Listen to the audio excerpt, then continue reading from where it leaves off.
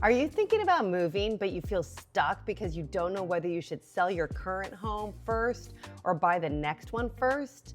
This is one of the most common questions I hear from homeowners. And honestly, it makes sense. Most people don't want to sell their house and have nowhere to go, but they also don't want to buy another home and feel the pressure of two mortgages. So today, I want to walk you through the main options, the pros and cons of each, and one very important step you should take early in the process, which is talking to a lender before you make any major decisions. The truth is, your best strategy is not just about the market, it's also about your finances, your mortgage, your equity, your comfort level, and your timeline. So let's start with the big question. Should you buy first or sell first? There is no one-size-fits-all answer. The right answer depends on your financial situation, how much equity you have in your current home, whether you need that equity for the next purchase, how quickly homes are selling in your area, and how competitive the market is for the home you want to buy. The first option is to sell first and then buy. This is often the safest route financially, especially if you need the equity from your current home in order to purchase the next one. When you sell first, you know exactly how much money you are walking away with. You know your net proceeds, you know what you have available for a down payment, and you are not carrying two mortgages at the same time. That can bring a ton of peace of mind. The downside is timing. If you sell before you buy, you may need temporary housing. You may need to move twice. You may need to stay with family, rent short-term, or negotiate a lease-back from the buyer. A lease-back is when you sell your home, close on the sale, and then stay in the home for an agreed amount of time after closing. This can give you breathing room to find your next home without feeling rushed. This option can work really well, but it needs to be planned carefully and you need to understand the risk. The second option is to buy first and then sell. This can be ideal if you qualify financially because it gives you the ability to find the right home without the pressure of needing to move immediately. You can shop more comfortably, make an offer, close on your next home, move in, and then prepare your current home for a sale. That sounds wonderful, right? But here is the reality. Not everyone can or should carry two mortgages. This is where talking to a lender early becomes so important. A lender can look at your income, debt, assets, current mortgage, and equity position to help determine whether buying first is actually realistic. Sometimes homeowners assume they can't buy before selling, but after talking to a lender, they find out they do have options. Other times, homeowners assume they can buy first, but once they review the numbers, they realize the monthly payment or temporary overlap feels too uncomfortable. And that is exactly why you want to know early. You do not want to find your dream home, fall in love with it, and then realize the financing strategy does not work. The third option is making a contingent offer. This means you make an offer on a new home that is contingent on selling your current home. In other words, you're saying, I want to buy your house, but I need to sell mine first. This can be a good option, especially if your current home is already listed, priced well, and in a desirable area. But there is a catch. Not every seller wants to accept a contingent offer, especially if they have stronger offers from buyers who do not need to sell a home first. So if you are going to take this route, preparation really matters. You want your current home to be as ready as possible. That may mean doing repairs, decluttering, staging, taking photos, and listing your home before you start making any offers. Ideally, you will have received and accepted an offer on your home, gone through the option period before making a contingent offer on the next home. The stronger your current home looks on paper, the stronger your contingent offer will feel to that seller. The fourth option is using a bridge loan, HELOC, or other financing strategy.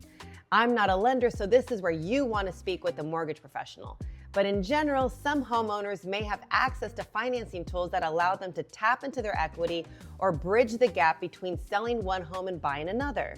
This could include a bridge loan, a home equity line of credit, recasting options, or other loan products depending on the lender and your specific situation. Again, this is why talking to a lender early matters a lot. And I want to pause here because this part is really important. A lot of homeowners have very low interest rates from a few years ago. Maybe you have a 2.75, 3%, or 3.5% interest rate, and the idea of giving that up is super painful. And that is completely understandable. Your current monthly payment may be much lower than what a new payment would look like today, even if you're buying a similarly priced home. So before you decide to sell, you need to really look at the numbers. What is your current mortgage balance? How many years are left on your loan? Are you halfway through your mortgage? How much of your payment is now going toward principal versus interest? And how much equity do you have?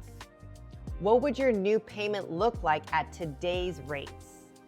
And most importantly, does the move still make sense when you figure all that out? Because sometimes the numbers say, stay where you are for now. But sometimes your life says, we need more space, we need less maintenance, we want to be closer to family, we want a better layout or a different school zone, we need to pay less for property taxes or HOA fees, or you just want to simplify. The decision is not just financial, but the financial side needs to be very clear. And that is why I always recommend talking to a lender early, even if you're 6 months or a year away from moving.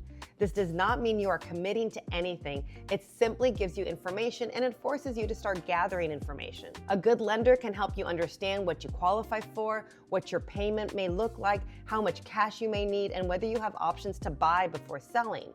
Then, from the real estate side, your agent will help you understand what your current home may sell for, what repairs or updates might be worth doing, how long similar homes are taking to sell, and what kind of strategy makes sense for your timing. When you put those two pieces together, the picture becomes much clearer. So how do you decide which path is right for you? Here are a few questions to ask yourself. Do you need the equity from your current home to buy the next one? Would carrying 2 mortgages feel manageable or stressful? Is your current home ready to list or does it need some work?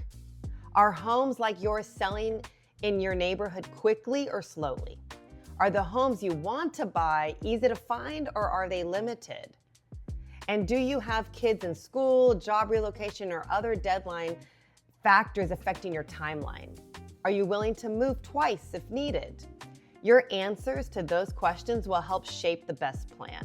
For some people, selling first is the right choice because it creates financial clarity.